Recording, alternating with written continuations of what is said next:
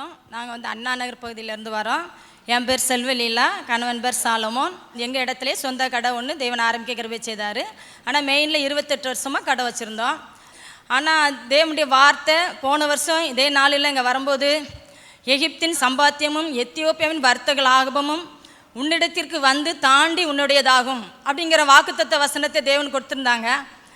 அப்போ அதை படிச்சுட்டு நாங்கள் மாட்டி வச்சிட்டோம். அவ்வளோதான். எனக்கு அதை பற்றி சிந்தனை இல்லை. ஒரு நாள் நான் யோசனை பண்ணிவிட்டு ஆண்டவர் இருக்கும்போது, ஆண்டவர் கிருபையா, ஆண்டவர் இவ்வளோ தூரம் இத்தனை கடை இருந்தாலும் நம்ம கடைக்கு இவ்வளோ பேர் ஜனங்க வராங்களே ஆண்டவர் அப்படின்னு சொல்லிட்டு ஆண்டவரை துதிச்சிக்கிட்டே இருக்கும்போது, திடீர்னு அந்த வார்த்தையை நான் படிக்கும்போது கரெக்டாக அவ்வளோ கடை, மெயினில் அவ்வளோ கடை இருக்குது, அதை தாண்டி எங்கள் இடத்துல வராங்கன்னா ஆண்டவருடைய கிருபைன்னு தான் சொல்ல முடியும். அதே போல் அந்த வசனமும் அதே போல் தேவன் எங்களுக்கு கொடுத்த அந்த வார்த்தை அன்றைக்கி நான் உணர்ந்து நாங்கள் ஜெபம் பண்ணோம். அதே போல் தேவன் அந்த வார்த்தையின் மூலம் எங்களுக்கு கிருபையாய் முன்னாடி இருந்த வியாபாரத்தை காட்டிலும் தேவன் அதிகமாக எங்களுக்கு வியாபாரத்தை கொடுத்து எங்களை நடத்தினார். 3 மாதத்துக்கு முன்னாடி நாங்கள் வந்து கடையினாலே நிற்கிறதுனால இவங்களுக்கு வந்து நரம்பில் கொஞ்சம் பீடிங் வெளியில் வர ஆரம்பிச்சிட்டு, அப்போ 3ஆவது மாதம் ஒரு நாள் அன்பரின் பாத்தில் ஒரு நாள் கொட்டி வாக்கத்தில் போயிட்டு ஜோம் நீட்டு தான் நம்ம அடுத்த நாள் ஆப்ரேஷன் சொல்லியிருக்கிறாங்க. நம்ம சரி ஆப்ரேஷனுக்கு போகிறதுக்கு முன்னாடி நம்ம ப்ரேயர் பண்ணிவிட்டு போகலான்னு சொல்லிட்டு ப்ரேயர் பண்ண போனோம். அப்போ அண்ணா ப்ரேயர் பண்ணிவிட்டு கிருபையினால் உங்களை பெருக பண்ணுவேன்னு சொன்னார். அங்கே போய் ரிசல்ட்டு கொடுக்கும்போது, உங்களுக்கு வெளியில் தான் நரம்பில் தான் பால்ட்டுன்னு பார்த்தோம், ஆனால் நரம்பு குழாயிலையும் உங்களுக்கு பால்ட் இருக்குது. அதனால் நாங்கள் யோசனை பண்ணி தான் சொல்ல முடியும், என்ன பண்ண சொல்லலாம், நீங்கள் கடை வியாபாரத்தெல்லாம் விட்டுறணும், எல்லாத்தையும் விட்டுறணும், வேறு ஏதாவது சின்ன தொழில் தான் நீங்கள் பண்ணணும் அப்படின்னு சொல்லிட்டாங்க. அப்போ ரிசல்ட்டெல்லாம் பார்த்துட்டு உடனே சொல்லுவாங்க, சரி வெளியில் ரிசல்ட் எடுத்தீங்க, இன்றைக்கி நம்ம ஸ்கேன்லேயே ஒன்று பார்க்கலாம் அப்படின்னு சொல்லிட்டு ஒன்று எழுதி கொடுத்தாங்க. அங்கே அந்த ரிசல்ட்டில் பார்க்கும்போது தேவன் ஒன்றுமே இல்லை, நல்லா இருக்குது, எந்த பிரச்சனையுமே இல்லை அப்படின்னு தேவன் மாற்றி கொடுத்துட்டாங்க. கர்த்தருக்கு ஸ்தோத்திரம். கர்த்தருடைய பரிசுத்த நாமத்துக்கு ஸ்தோத்திரம். நான் திருச்சி ஸ்ரீரங்கம் பட்டணத்துலேருந்து வந்திருக்கிறேன். நான் 10க்கு 13 சைஸில் சின்னதாக ஒரு கடையை பட்டாணி வியாபாரம் தான் நடத்திக்கிட்டு இருந்தேன். பிரதரை சந்தித்து நான் ஜெபம் பண்ணக்கு அப்புறம் 550 ஸ்கொயர் ஃபீட்டில் பெரிய ஒரு கடையாக மாற்றி ஸ்ரீரங்கப்பட்டத்தில் ஒரு மொத்த வியாபாரியாக என்னை மாட்ட கிருபை செய்தார். சென்ற ஆண்டு வியாபாரிகளுடைய ஆசீர்வாத கூட்டத்தில் கலந்துக்கும் போது திருப்தி ஃபுட் ப்ராடக்ட்ங்கிற ஒரு நிறுவனத்தினுடைய அதிபர் அவர்கள் இந்த இடத்துல தன்னுடைய சாட்சியை சொன்னாங்க. அந்த சாட்சியை கேட்டுட்டு நான் ஒரு பொருத்தனை பண்ணியிருந்தேன். ஏசப்பா, இந்த மொத்த வியாபாரத்தை தமிழ்நாடு முழுவதும் நான் பண்ணுறதுக்கு எனக்கு ஒரு வழியை திறந்து கொடுக்கணும். அப்போ தான் பிரதர்கிட்ட ஜெபிக்கக்கூடிய ஒரு நல்ல ஒரு சந்தர்ப்பம். 3 நிமிடம் எனக்காக ஜெபிச்சாங்க. நான் சொன்னேன், என்னுடைய வியாபாரத்தை தமிழ்நாடு முழுவதும் கொண்டு போகணும் பிரதர், எனக்காக ஒரு நல்ல ஒரு பிராண்டு பேரை எனக்கு கொடுங்க அப்படின்னு. சுவை ஸ்நாக்ஸ்ங்கிற பேரை நீங்கள் வைங்கன்னு சொன்னாங்க. எனக்கு சுவை ஸ்நாக்ஸ்னோடனே இந்த சுவை ஸ்நாக்ஸை நான் ரிஜிஸ்டர் பண்ணணும். ரிஜிஸ்டர் பண்ணக்கூடிய சூழ்நிலை எப்படி இதை நான் ரிஜிஸ்டர் பண்ணுறது, இது ஏற்கனவே இருக்குமேன்னு என் ஒய்ஃப் கிட்ட நானும் டிஸ்கஸ் பண்ணும்போது சொன்னாங்க, இது கர்த்தர் கொடுத்தது, கண்டிப்பாக யாரும் இந்த பேரை வச்சிருக்க மாட்டாங்க, நீங்கள் தைரியமாக போங்கன்னாங்க. நான் மீடியேட்டர் மூலமாக அந்த நெட்டில் பார்க்கும்போது 17 பேர் சுவைங்கிற பேரை யூஸ் பண்ணியிருக்காங்களோடைய, சுவை ஸ்நாக்ஸுங்கிற பேரை யாருமே யூஸ் பண்ணலை. கடன் வாங்காத அளவுக்கு இந்த வியாபாரத்தை நான் கொண்டு வரணும்னு சொன்னேன்.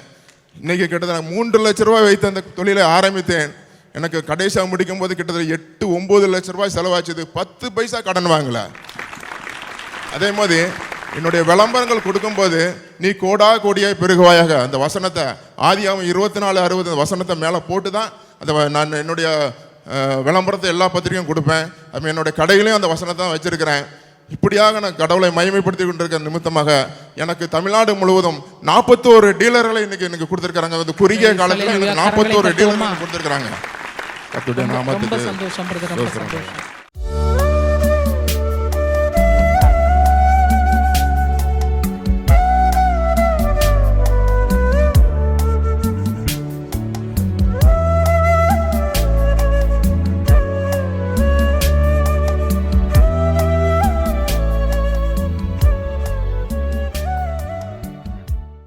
கிறிஸ்துவுக்குள் மிகவும் பிரியமான எனதருமை சகோதர சகோதரிகளே, நம்மை சிருஷ்டித்தவரும் நம்மை உண்டாக்கினவரும் நம்மை ஒருபோதும் மறந்து போகாதவருமாகிய இயேசு கிறிஸ்து வினையேற்ற நாமத்தினாலே உங்கள் எல்லாரையும் வாழ்த்தி ஆசீர்வதிக்கிறேன். அல்லேலூயா. எல்லாரும் சந்தோஷமாக இருக்கீங்களா? இப்பொழுதும் நாம் இந்த நாள் மங்கள வார்த்தைக்கு நேராக கடந்து செல்வோம். இந்த நாளிலும் ஆண்டவருடைய பாதப்படியில் அமர்ந்து, என் பிள்ளைகளுக்கு நீர் என்ன மங்கள வார்த்தை சொல்ல விரும்புகிறீர், என்ன வார்த்தை சொல்லி என் பிள்ளைகளை ஆசீர்வதிப்பது, பரலோக தேவனுடைய திட்டமாக இருக்கிறது. ஜெபத்திலே தரித்திருந்த பொழுது நம்மை ஆசீர்வதிக்கும்படி ஆண்டவர் கொடுத்த மங்கள வார்த்தை சங்கீதங்களின் புஸ்தகம் 36ஆம் சங்கீதம் 8-9 ஆகிய வசனங்கள் இப்படியாய் சொல்லுகிறது. வாசிப்போமா? உமது ஆலயத்தில் உள்ள சம்பூரணத்தினால் உமது ஆலயத்தில் உள்ள சம்பூரணத்தினால் திருப்தி அடைவார்கள். திருப்தி அடைவார்கள். உமது பேரின்ப நதியினால் உமது பேரின்ப நதியினால் அவர்கள் தாகத்தை தீர்க்கிறீர். அவர்கள் தாகத்தை தீர்க்கிறீர். ஜீவ ஊற்று உம்மிடத்தில் இருக்கிறது. ஜீவ ஊற்று உம்மிடத்தில் இருக்கிறது. உம்முடைய வெளிச்சத்திலே வெளிச்சம் காண்கிறோம். உம்முடைய வெளிச்சத்தினாலே வெளிச்சத்தை காண்கிறோம். உமது ஆலயத்தில் உள்ள சம்பூரணத்தினால் திருப்தி அடைவார்கள். ஆலயத்தில் உள்ள ஆசீர்வாதங்கள் வேறு, ஆலயத்தில் உள்ள சம்பூரணங்கள் வேறு. சம்பூரணம் என்பது பூரணத்திற்கும் அடுத்தபடியான முழுமையான ஒரு ஆசீர்வாதம். அப்படின்னா சம்பூரண ஆசீர்வாதம் அப்படின்னா எல்லா ஆசீர்வாதங்களும் அதற்குள்ளே அடங்காதான் சம்பூரணம் என்று சொல்லப்பட்டிருக்கிறது. என் அன்பு தேவனுடைய பிள்ளைகளை, ஒருவேளை உங்களுடைய வாழ்க்கையில் ஒரு பஞ்சம், ஒரு பற்றாக்குறை, ஒரு கடன், ஒரு அவமானம், இல்லைன்னா ஒரு இன்சஃபிஷியன்சி உங்களுடைய வாழ்க்கையில் இருந்து கொண்டிருக்கலாம். பற்றாக்குறை என்று சொல்லுவார்கள். வாங்குகிற சம்பளம் 10ஆம் தேதிக்குள்ளே முடிஞ்சிருந்து 11ஆம் தேதியிலேருந்து 30ஆம் தேதி வரைக்கும் கடன் வாங்குகிற அனுபவங்கள், இவை எல்லாமே ஆலயத்தின் சம்பூரணத்தினாலே திருப்தியாகும் பொழுது இவை எல்லாவற்றிலிருந்து உங்களுக்கு விடுதலையாகும். இன்னைக்கு ஆலயத்தின் சம்பூரணத்தை கர்த்தர் உங்களுக்கு கொடுக்க விரும்புகிறார். இந்த தேவாலயத்திலே ஆகாரம் உண்டாயிருக்கும்படி என்று சொல்லப்பட்டிருக்கு. உங்கள் தசம பாகங்களையும் காணிக்கைகளையும் கர்த்தரிடத்திலே கொண்டு வர ஆகாரம். அது எதற்கு அடையாளம்னா உன்னுடைய பஞ்சத்தை தீர்க்கிற வருமானத்திற்கு அடையாளம்.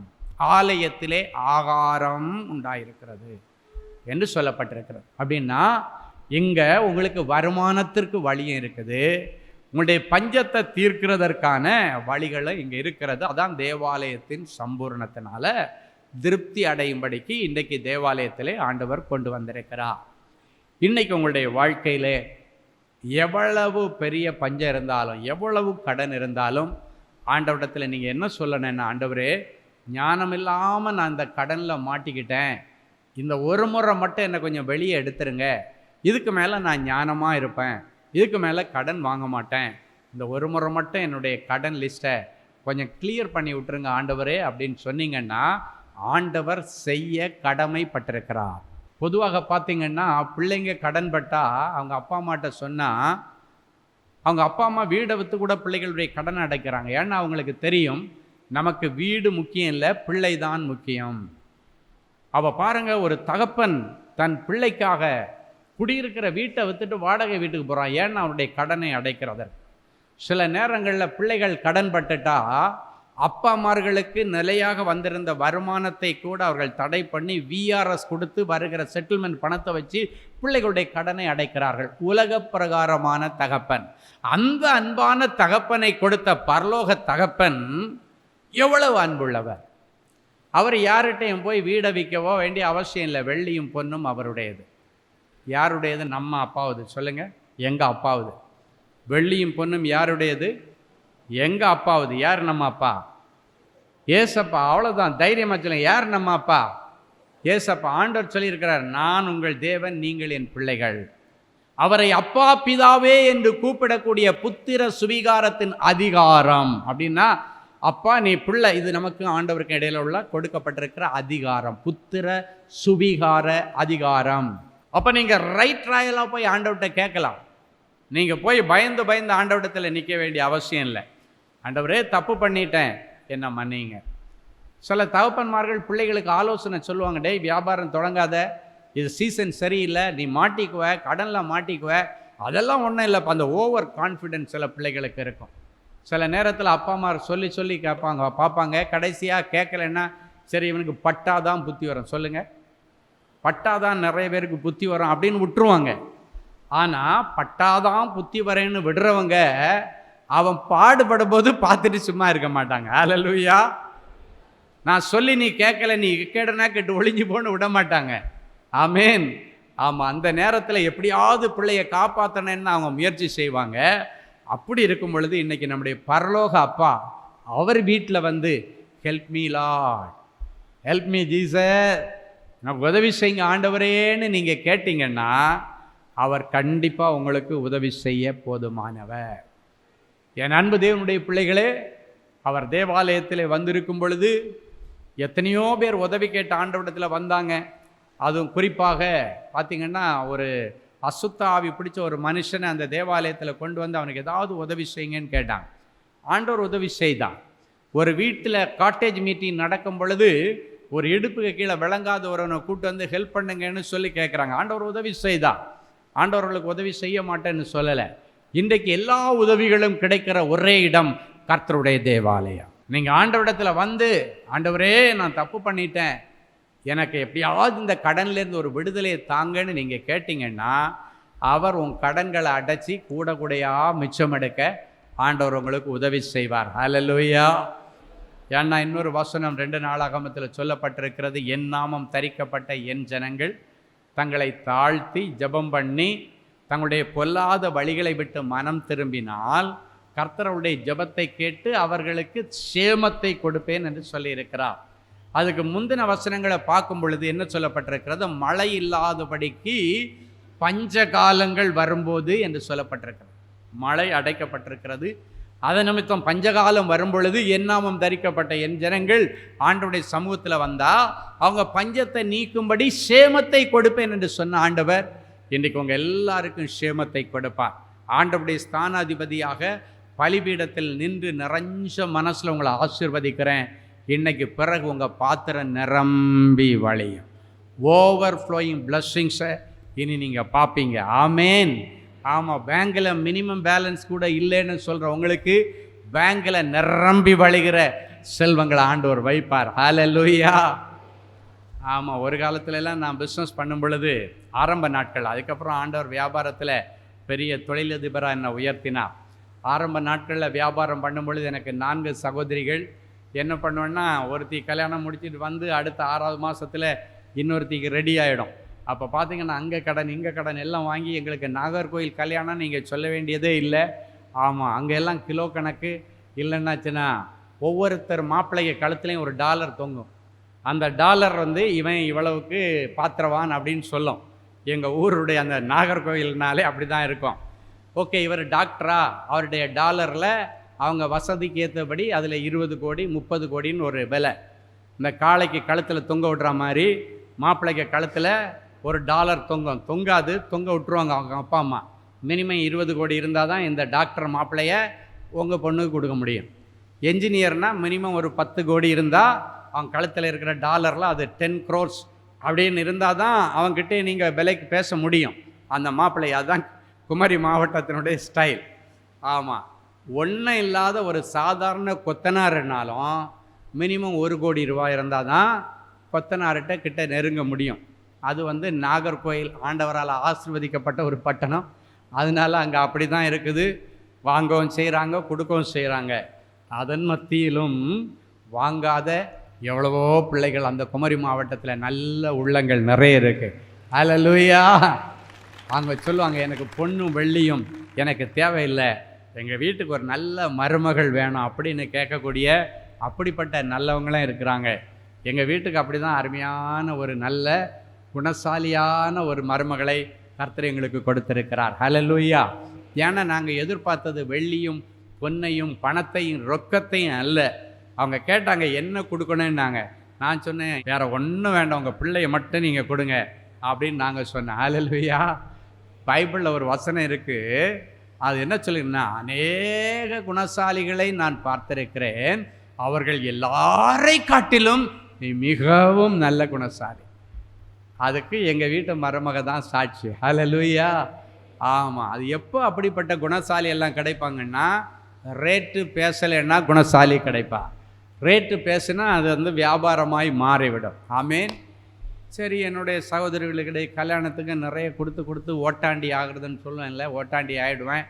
கடன் பார்த்திங்கன்னா உச்சக்கட்டத்தில் இருக்கும். அப்போ எல்லாம் பேங்க் பேலன்ஸு சில நேரங்களில் சிங்கிள் டிஜிட்டில் இருக்கும். அப்படின்னா சிங்கிள் டிஜிட்னா என்ன சொல்லுங்கள், 9 ரூபாய்க்கு உள்ளே தான் இருக்கும். எவ்வளோ 9 rupees, நாட் 100 rupees.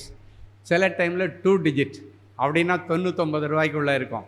சில டைம் 3 digit. அந்த 4 digit எல்லாம் போச்சுன்னா பெரிய விஷயம்.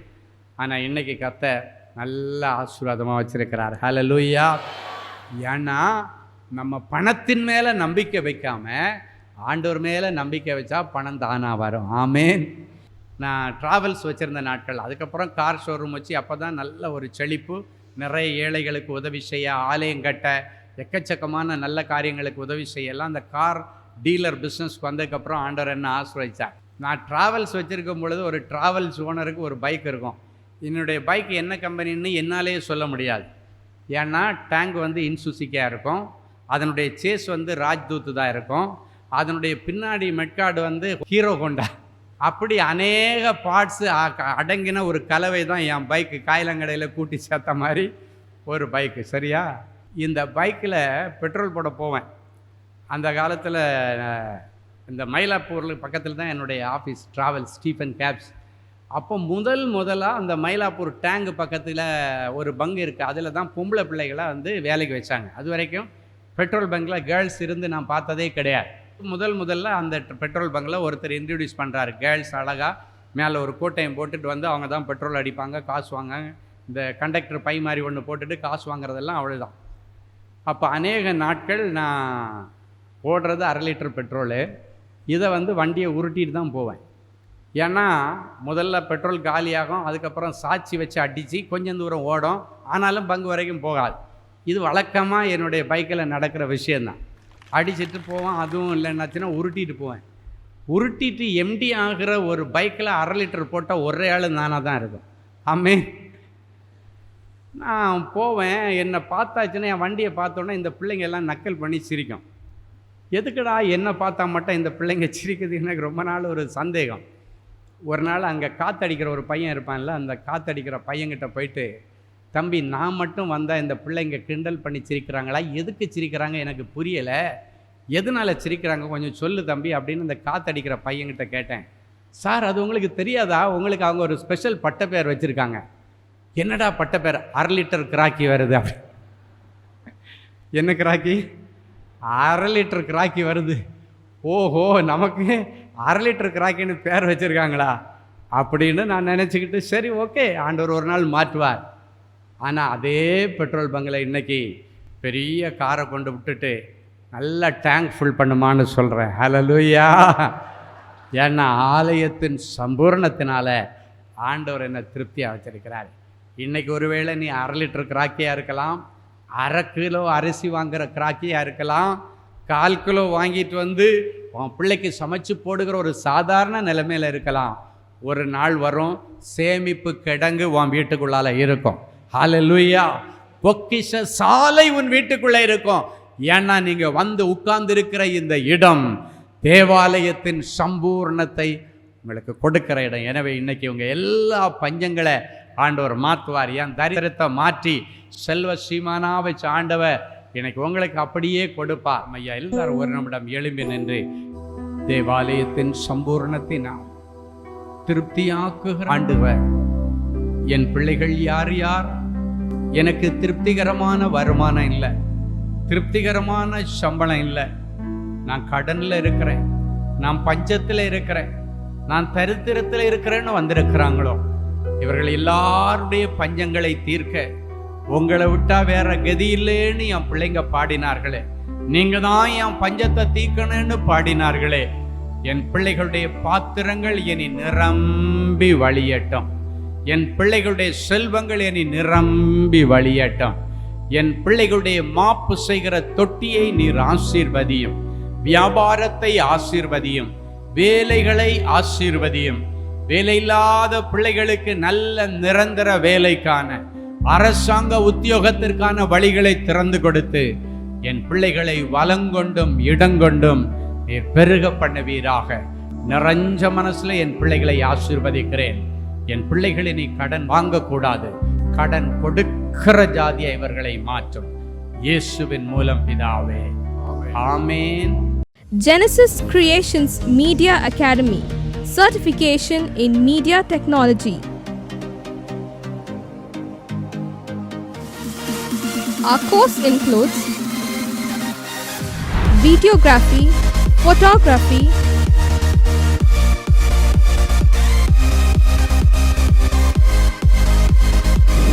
live video mixing,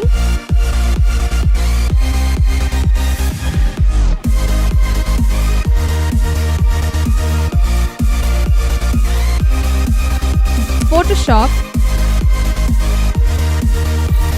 live sound mixing,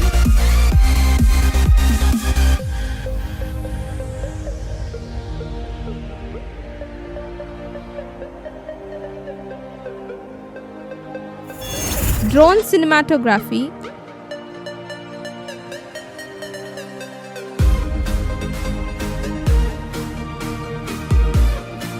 and video editing.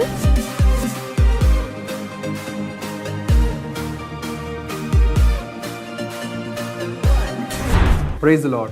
I welcome you all on behalf of Genesis Creations Media Academy. இந்த கோர்ஸ் நாங்கள் ஸ்டார்ட் பண்ணதுக்கான மெயின் ரீசன்ஸ் பார்த்தீங்கன்னா 3 பெனிஃபிட்ஸ் இருக்குங்க. ஃபர்ஸ்ட் பெனிஃபிட் பார்த்தீங்கன்னா இந்த கோர்ஸ் வந்து ஜஸ்ட் 3 months கோர்ஸ் தான். நீங்கள் 3 months இந்த கோர்ஸை நீங்கள் படித்து முடிச்சிடலாம். செகண்ட் பெனிஃபிட் பார்த்தீங்கன்னா இது வந்து ரொம்ப காஸ்ட் எஃபெக்டிவ். ஸோ நீங்கள் ஈஸியாக அஃபோர்ட் பண்ணி இந்த கோர்ஸை நீங்கள் படித்து முடிக்கலாம். மூணாவது பார்த்தீங்கன்னா இங்கே வந்து professional teaching with professional equipments கொடுக்குறோம். ஸோ நீங்கள் ஃப்யூச்சரில் எங்கேயாவது போய் ஜாப் ஜாயின் பண்ணாலும் சரி, இல்லை நீங்கள் வந்து பிஸ்னஸே ஆரம்பித்தாலும் சரி, அந்த ப்ரொஃபஷனல் எக்யூப்மெண்ட்ஸை ஹேண்டில் பண்ணுறதுக்கான ப்ரொஃபஷனல் ட்ரைனிங் நாங்களே உங்களுக்கு கொடுத்துருவோம். ஸோ நீங்கள் கோர்ஸ் முடிச்சுட்டு வெளியே போகும்போது உங்களுக்கு ஜாப் கைடன்ஸ் அண்ட் இன்டர்ன்ஷிப் நாங்களே கொடுத்துருவோங்க. ஸோ இதுக்கும் மேலே உங்களுக்கு ஏதாவது டீட்டெயில்ஸ் வேணும்னா நீங்கள் ஸ்டாஃபை காண்டாக்ட் பண்ணலாம். உங்களுக்கு எல்லா டீட்டெயில்ஸும் கொடுப்பாங்க. வாங்க நம்ம கிளாஸ் ரூமில் சந்திக்கலாம். Thank you. For further details, contact 7824850999 or visit our website at www.genesiscreations.in.